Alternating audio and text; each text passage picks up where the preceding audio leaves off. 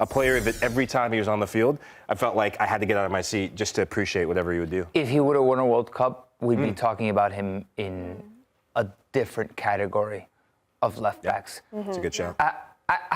From a skill perspective, I think he can sit at the table with the all-time greatest left backs in football history, like a Roberto Carlos. This time we're talking Marcelo, who announced his retirement this morning. The former Real Madrid star enjoyed a trophy-filled career that included 5 Champions League titles and most recently a Copa Libertadores with Fluminense in 2023. Marcelo left the club in November after a falling out with the club's manager. Now, Nico, we do a segment on Morning Footy called Streets Won't Forget. When you talk about Marcelo, how would you describe him to younger fans that didn't really get to see him in his prime? Oh, how young do you have to be to not have seen Marcelo in your prime? Like 9, 10 years old? Because hey, we appeal to Gen Z over here too. Yeah, okay? yeah. I mean, all the or maybe I'm dating myself. Not Gen Z. I don't know. You are 30 now. So. I mean, honestly, we were very blessed with that era of Real Madrid versus Barcelona over the last decade or so. Marcelo was a left back, but he wasn't really a left back. Yeah.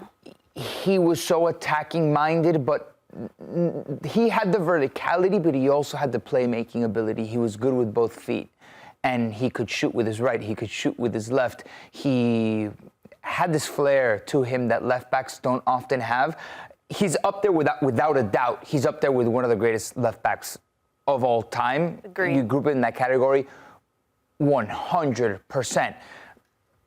Roberto Carlos, I think, just edges him out if you're talking about best left backs of all time, especially from the ones that I've seen play. I think we can go like further back in the day, Maldini as well, but Maldini was also center back, right? Paul Breitner for Germany, didn't see him play, but he's considered amongst those.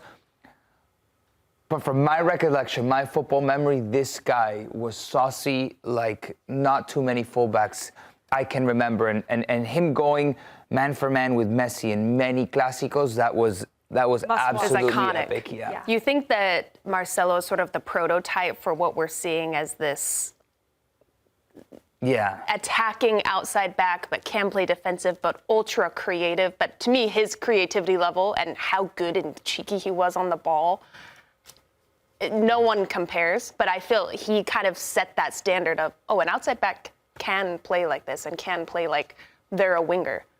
There's a word, and you used it, I think I've heard you use it at different times, that ginga, right? That bit of magic. And when you think of Brazilian footballers, Jogo Bonito, this guy was Jogo Bonito.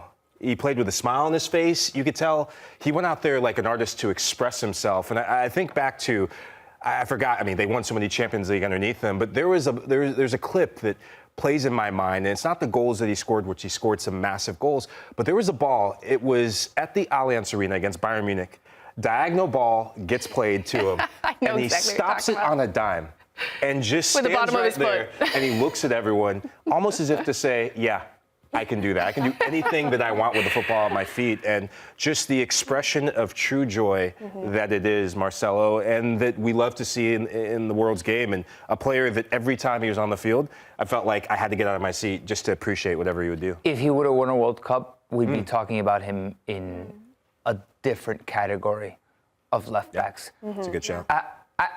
From a skill perspective, I think he can sit at the table with the all-time greatest left backs in football history, like a Roberto Carlos.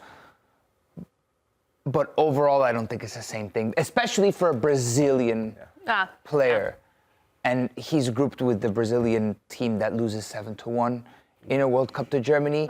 Nonetheless, he is one of the extraordinary talents that this modern generation of players has created. And still 25 trophies with Real Madrid. Not Unbelievable. too shabby, huh? The best one being the most recent one that came with Fluminense? Nah, forget about that one. He didn't even play.